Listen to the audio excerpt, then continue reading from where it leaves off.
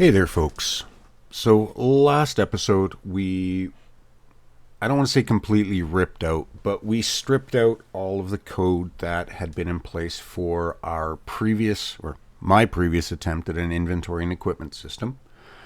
And as I mentioned, this episode, I was hoping to be able to get through and get back and start working on that. Well, this episode is going to be for that, as obviously you could tell from the video title. But I think I've got enough of the initial work done that I can get started on recording a couple episodes for the new inventory.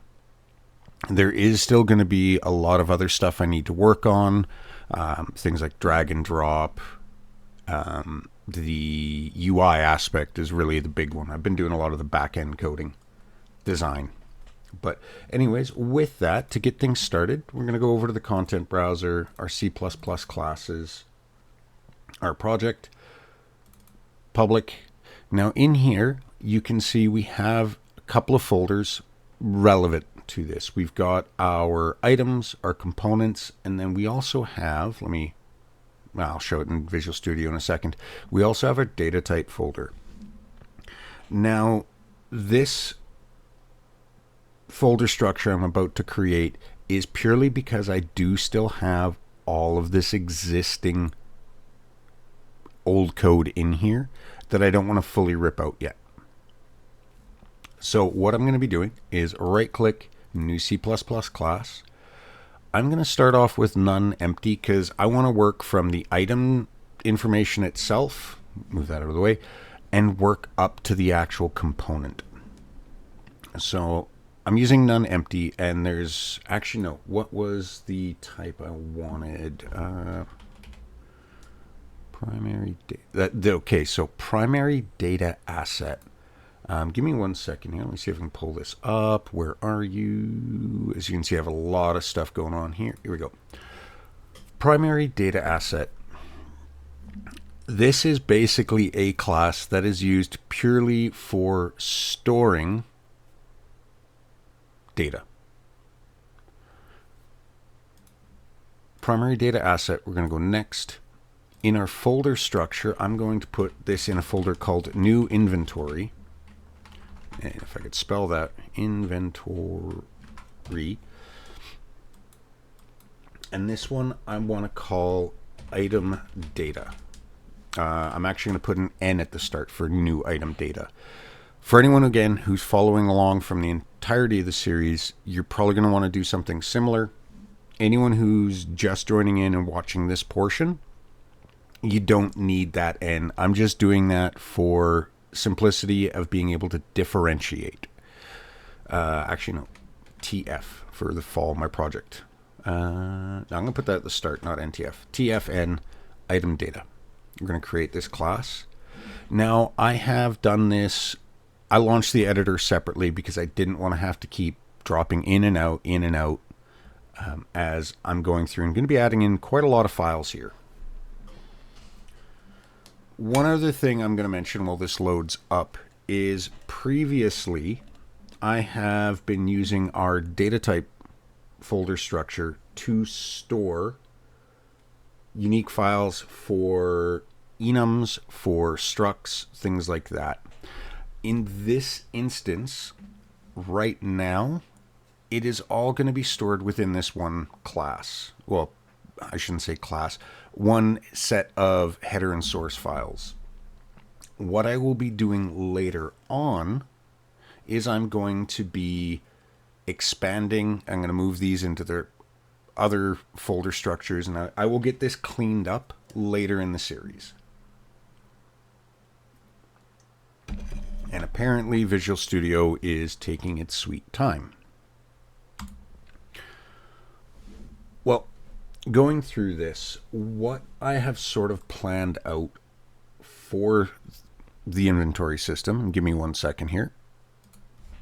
I just need to pull up my notes. So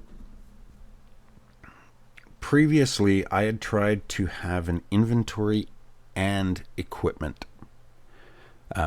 And I had done the inventory in a way that it could be on a character, it could be on a chest, it could be on a box, it could be whatever.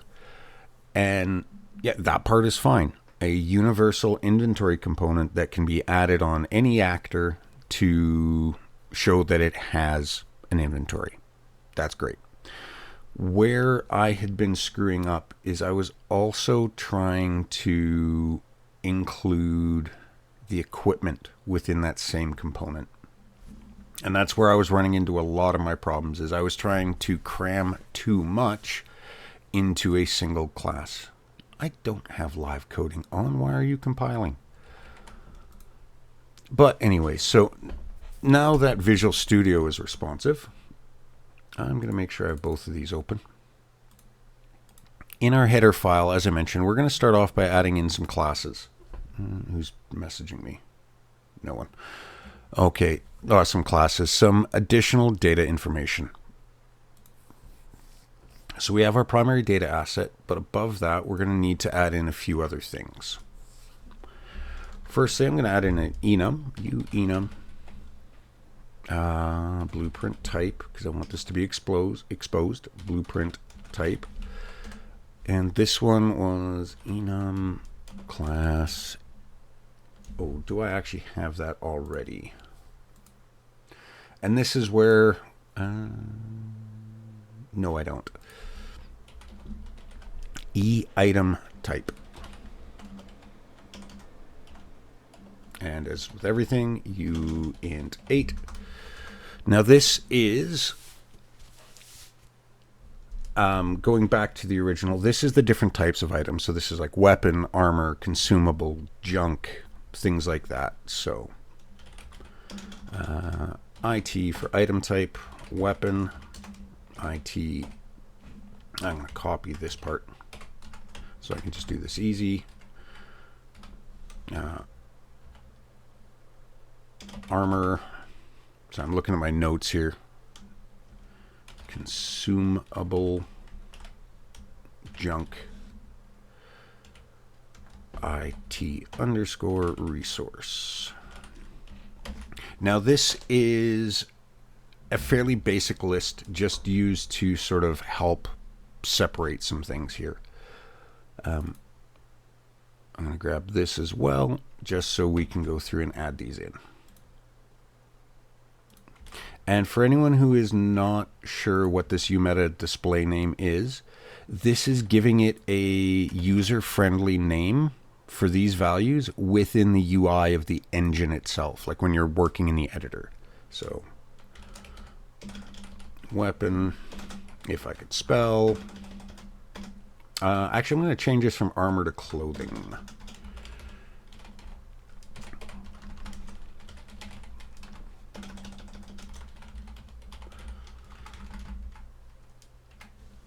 And the reason for using these is it just allows to differentiate things within the inventory, and you can sort of do some checks like, okay, is this a weapon? Yes, we can put it on a hand. Is this clothing? Yes, we can drop it in an equipment slot. That's the whole purpose for this. Okay.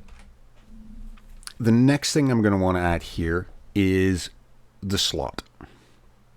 Now, again, enum. Apparently I can't spell blueprint. I just noticed I had two P's up there. enum blueprint type. Enum class equipment slot. Uint 8. And this is like we had done, and actually I need to rename that because we got that right here. That is a similarity to this. So I'm going to name that EN new equipment slot for the purpose of this. Helps if I could spell enum class and put the space in there. EN equipment slot. And for ease, I'm actually going to just copy these over. Do I want to copy these over? Going through, let's have a look at my notes. Got head, chest, legs, feet, backpack, hand.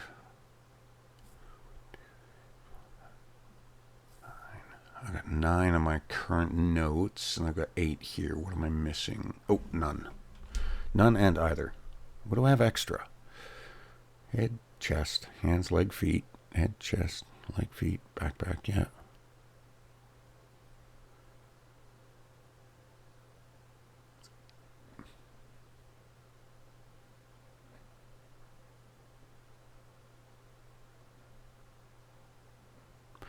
Torso, hands, yeah. Sorry, I'm just looking over my notes because these don't add up. 1, 2, 3, 4, 7, 8, 9. So I've got 9 on my notes and I have 8 here.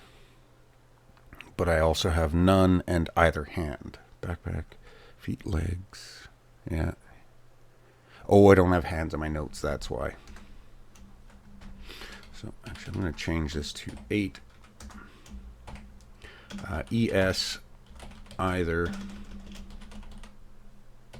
hand equals 7, and then ES none equals 9. So in here, same thing. I'm going to just copy over the U meta. I'm going to drop this in. I didn't copy it with the space. We'll quickly get these populated.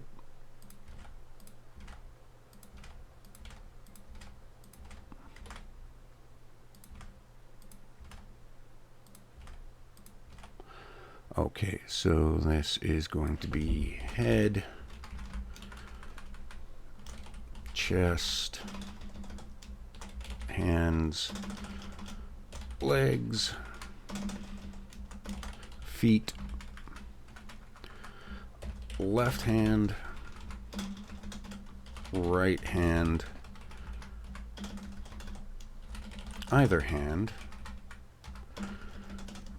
backpack, and this one is going to be none. And that one I'm going to put in capitals because none isn't one that should be used for anything other than like our actual equipment. It should be used as the default for our non-equipable items. And I want to have that as none just so it sort of stands out. So you can see, okay, oh, I didn't mean to pick none for this baseball bat. All right. So the next thing that I want to add in, and this is something that I took a long time, and one of the reasons why it's taken me a little bit to get to this episode,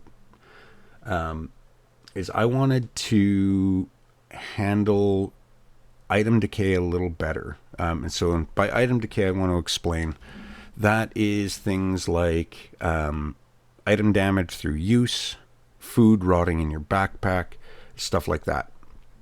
I wanted to have a way where, say for example, for anyone who's playing the newest version of Project Zomboid, you're using, say, a hatchet and it breaks into parts when its durability falls. I like that. And I didn't really have anything planned out for that, but after seeing it in Project Zomboid, I now have something in mind for that. So there is one thing I'm going to be doing here that some people might be a little confused by.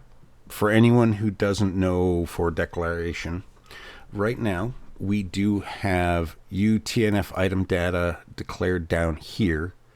The problem is I need to reference it up here for a new struct. So what you need to do for that, because if I don't, I'm just going to do this quickly and comment this out. If we don't have this in here, this struct I'm about to create is going to not know about the code. The way and this is how adding it to a single file can be a bit of a problem, but it also reduces the amount of includes you need. So it's one of those 6 one, half a dozen of the other catch-22 situations. The way the code works is code knows about what's above it, not what's below it. So we need to add this in here. And the reason being is for this next struct that I'm adding in. So ustruct blueprint type, same as before. Again, we want this exposed struct. F, how do I want to call this? Decay replacement? Yeah. Yeah, because we're using decay for both. So decay replacement.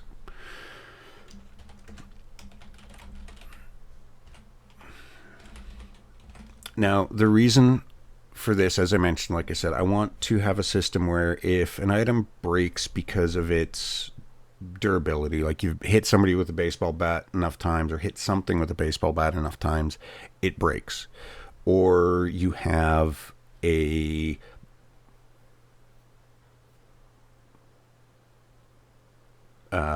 loaf of bread in your backpack and it eventually rots because it's been in there for 2 months. I wanted to come up with a universal way to handle that,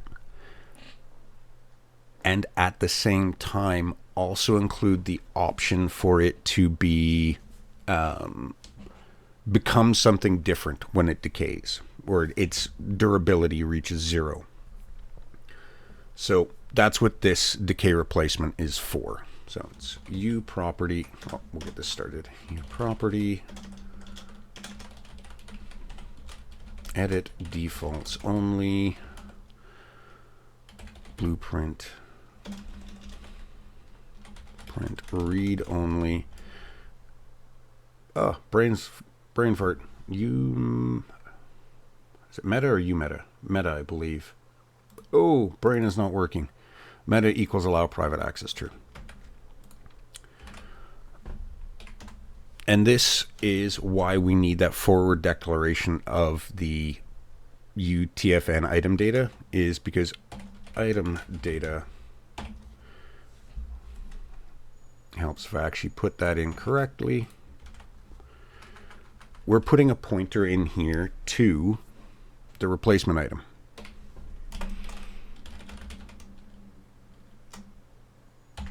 And then I'm just going to copy this. This one's an easy int quantity equals 1. So just to break down what this is, this struct here, basically it's going to say, okay, this loaf of bread, it decayed.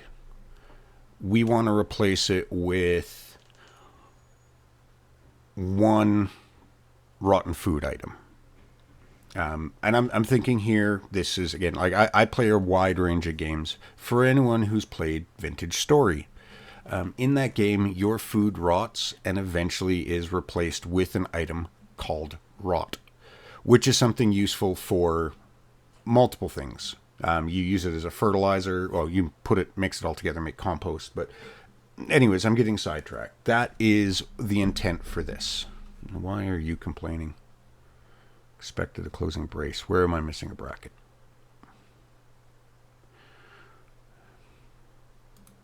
In here somewhere. Yeah, right there at the end. All of these are missing one. Wow.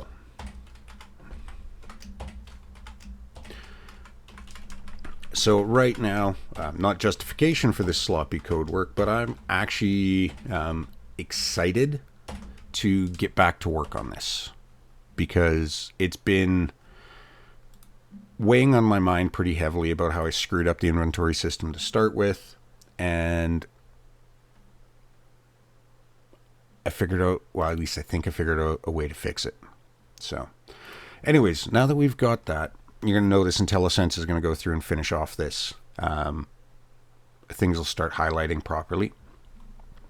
Now that we've got the decay replacement, we're going to get through and start working on everything else. So what is our item data? Well, this is literally, it's the best way to describe this is it's going to be a chunk of data, and that's why I went with primary data asset instead of like we had done previously. Let me open that up here. Item base of just a U object. Putting it in as a primary data asset adds in some additional support through Unreal Engine. Anyway, so now that we've got that, and you can, where am I missing? What have I screwed up today? Oh, at the end of the enum. Jeez Louise. Yeah, that's been fixed. You'll go away.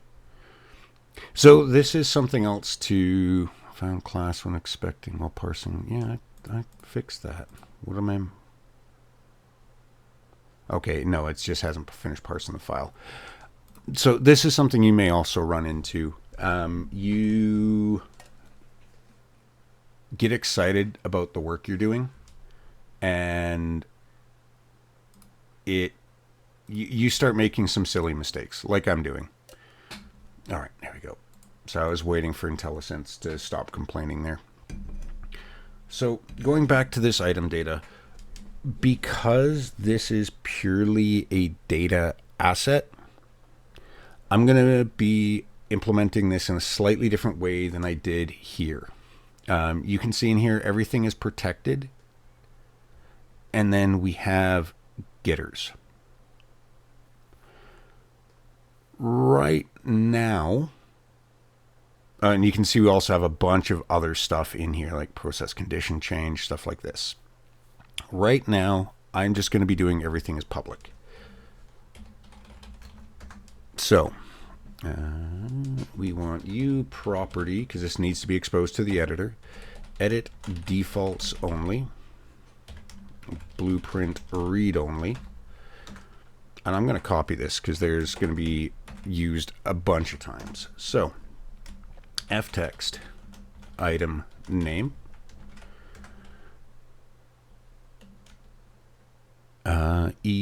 Item type, what do we call that? Okay, it's E item type. And it's just going to be called item type. Then we have our slot, which is EN equipment slot.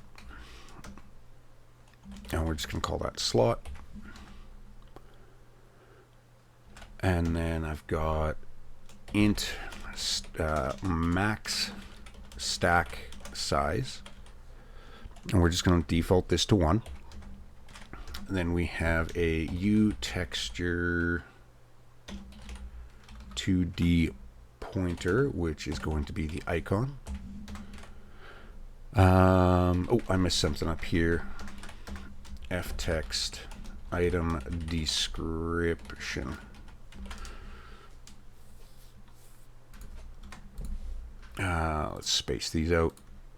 My OCD is kicking in. Well, not OCD. My clean code is kicking in there. Icon. What else did we have? Okay, so this is one I haven't decided how I was going to do it yet. So I'm putting this in as a string for now. F string. And I'm not even sure I want to do this. Yeah, no. Consumption effect. And this goes through, I haven't planned everything out 100%, because I'm trying to find that happy medium between me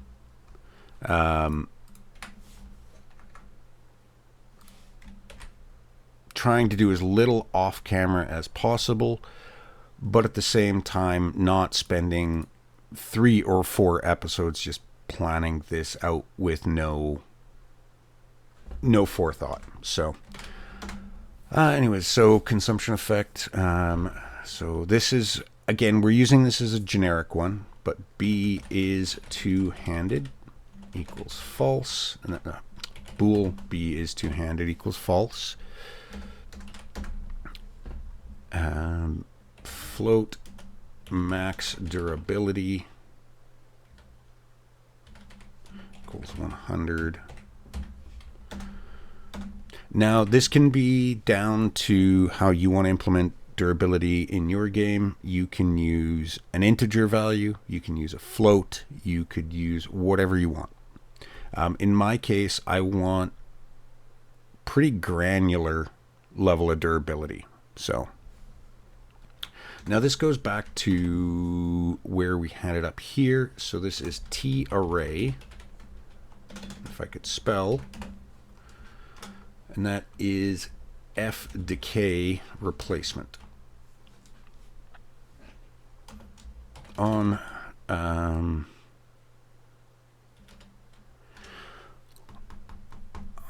do I want to call on decay, on destruction?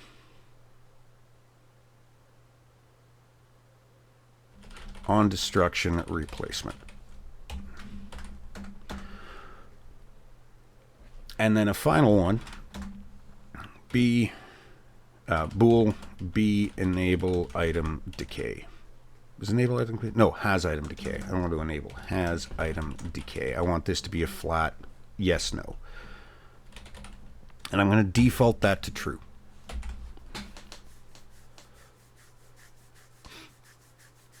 Now again, because this is just a data object, we're not using it to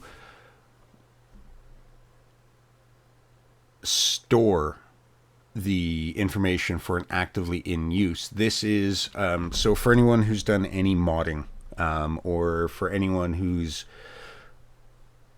like, well, really it's modding, but for that, it's basically a case of this is the information that the item is created with. Doing it this way also helps support modding. That's something my initial item structure stuff wasn't the best with, because you can see in here, we don't have a constructor. So a lot of this is going to be really hard to mod and load in from data files. Now, one other thing that is currently not in here, and I've just seen it here and I realized I completely forgot about it, is we do not have, well, right now we don't have anything in place for the resources it would break down into. So I'm going to add that in as a to-do.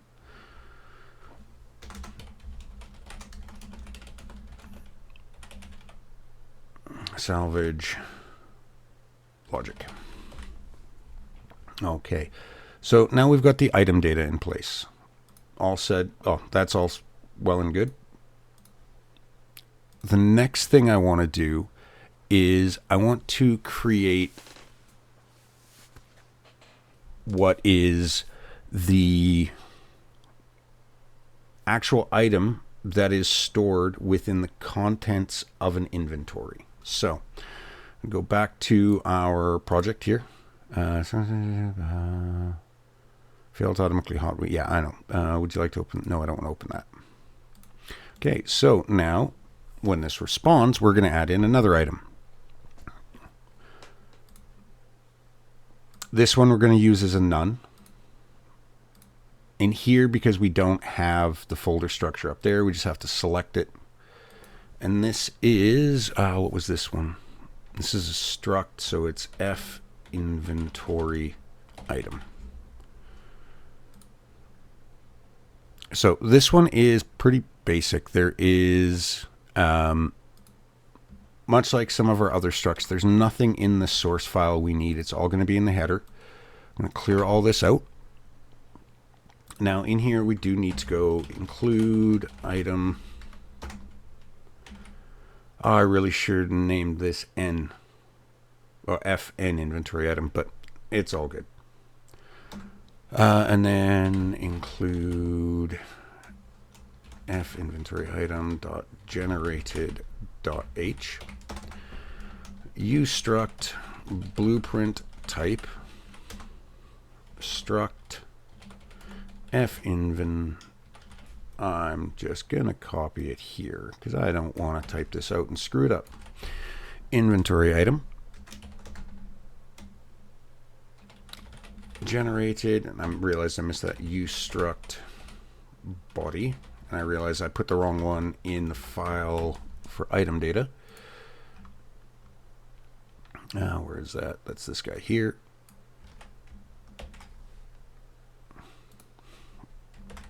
All right.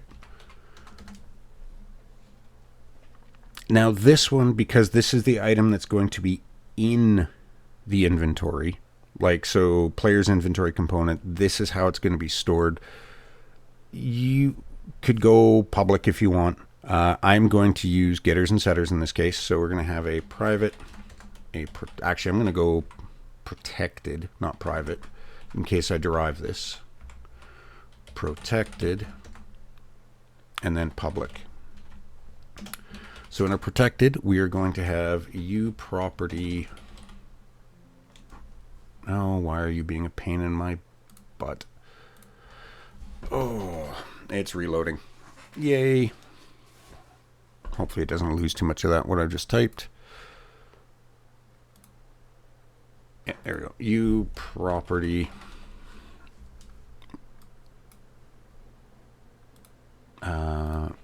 Edit defaults only. Blueprint read only.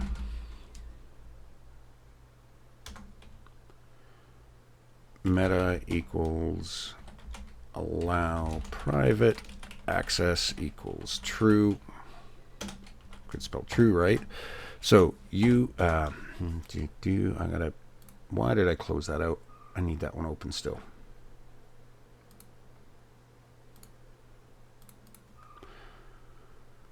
We are using this.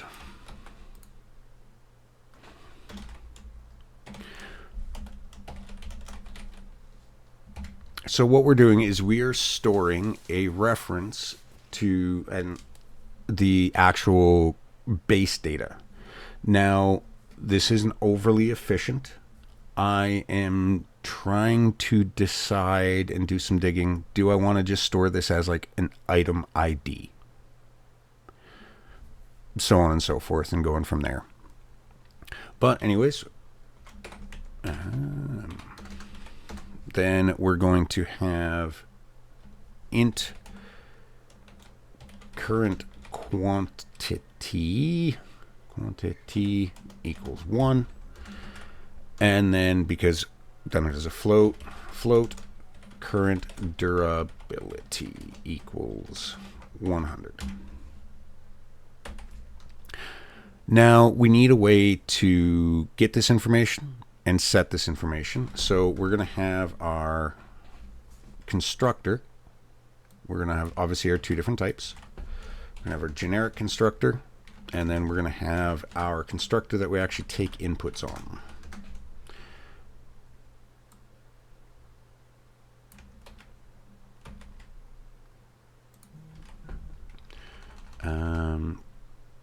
Lowercase I, int quantity, int durability. So in here, it's going to be quite simple. Item data equals item data.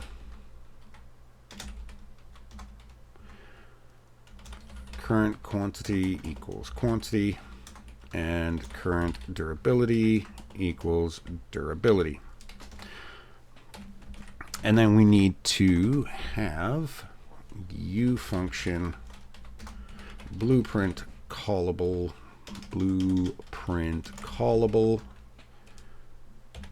These are all going to be pure, I believe. Pure blueprint callable. Actually, no, I'm not, because this is a single player game. I'm going to take a step back here. I'll explain this before I do it, and then I'll actually run through, because we're coming up to what's going to be the end of the current episode. So I've been going through and doing a lot of public, private, protected. In some cases, you don't need to go that far. In here, because this is a single player game, let me clarify that. I have zero intent for multiplayer support in here. It's just simply because that adds a level of complexity for both in concerns about cheating, balancing, and all of that. So I'm not looking at adding that in. As such, honestly, if somebody wants to cheat and give themselves 1,000 items in a stack of something that there only really should be one, I really don't care. So I've got all of this here, and I don't need it. So I'm going to just change this from protected to public. So this is going to be exposed, which means I want to change some of these as well. So that's edit anywhere. and blueprint read write. Blueprint read write, and we don't need that. Copy you. And that's, I was just thinking again, because of modding support, do I really need to lock all of this stuff down? And I don't. All right, what was the next thing I had in my list? That was the item inventory component itself, wasn't it?